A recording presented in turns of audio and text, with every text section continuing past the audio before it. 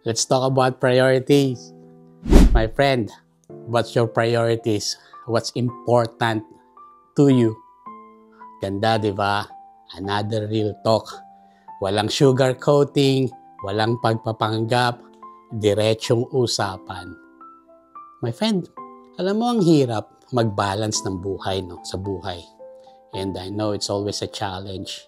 But it reminded me yung verse na 1 Timothy 5:8. Sabi doon, anyone who does not provide for their relatives, especially for their own household, has denied the faith and is worse than an unbeliever. Wow. Grabe, there's a lot of sovereign truth to that. You know, we live in a world that we open pushes and chase for success. Work, even sa church, we tend to get so busy. We tend to get so preoccupied na minsan nawawala na rin yung balance. No? Nakakalimutan na rin natin na ang ating first priority is yung ating family and also yung ating din self. Kinakailangan din nating alagaan because, my friend, would you agree that you can't give what you don't have? You can't pour on an empty cup. Diba?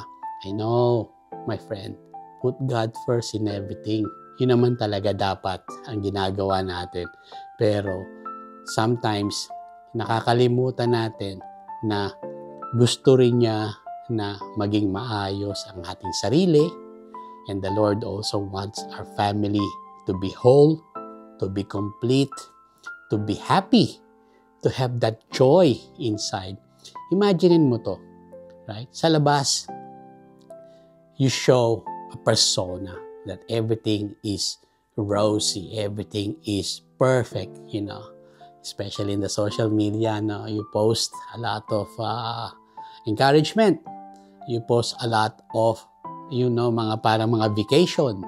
You post a lot of yung may bago kang ganito, may bago kang ganyan. My friend, there is nothing wrong with that. You know, God wants us to be successful, di ba? Pero minsan nakakalimutan natin yung real life balance eh. We tend to overdo things and at the same time, it results into us getting preoccupied. You know, minsan sa dami nating naiisip, minsan sa dami nating ginagawa, nakakalimutan natin yung ating sarili, nakakalimutan natin yung pamilya natin. Oh, my friend, for many years, I'm so guilty doon.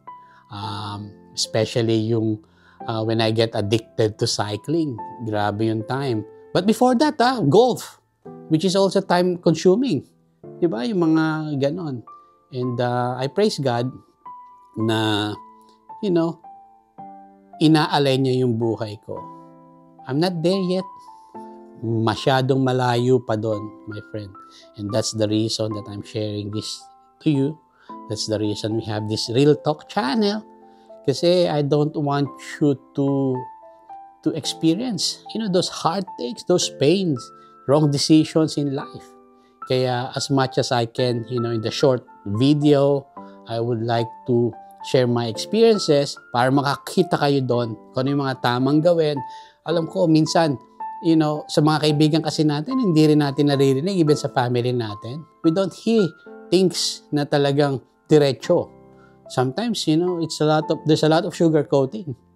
But my friend, this is what we need to hear. You know, kailangan nating marinig ito para magising tayo. Life is all about balance. I believe in that.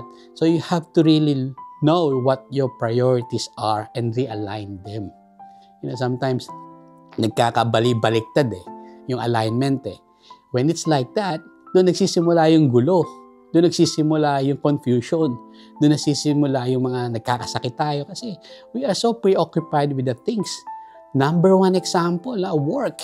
Oh my goodness. And I know, my friend, that perhaps you are also feeling all those burdens, all those pains na, you know, overtime, daming trabaho, and then we go home, we're so tired, we forget na meron tayong pamilya. Kaya gusto natin matulog, guilty as charged. So, kaya ako sinishare ito, is a gentle reminder, my friend. Life is all about balance. And we also learn to prioritize things na doon muna tayo magsimula sa inside para tayo makalabas. Because you can't pour in an empty cup, kagaya nga ng sabi ko, di ba? You can't give what you don't have. So always remember that, my friend. Kinakailangan healthy tayo, maayos ang inside natin, meaning yung bahay natin, maayos ang ating mind, body, and spirit. Kasi binabasa tayo ng tao, my friend. You know, how can you be a successful entrepreneur? How can you be a successful in your ministry if it's all about show outside, but inside nakikita yan. You can't hide the truth. Iba na ngayon ang generation, my friend. You know, you can post as much as you like, you can try to hide things as much as you like, but at the end of the day, people can see you. They can see the truth. So my friend, a gentle reminder, prioritize what is important, di ba? I-ano natin yun, align natin yun. And of course, we need a lot of prayers, we need a lot of help from the Holy Spirit.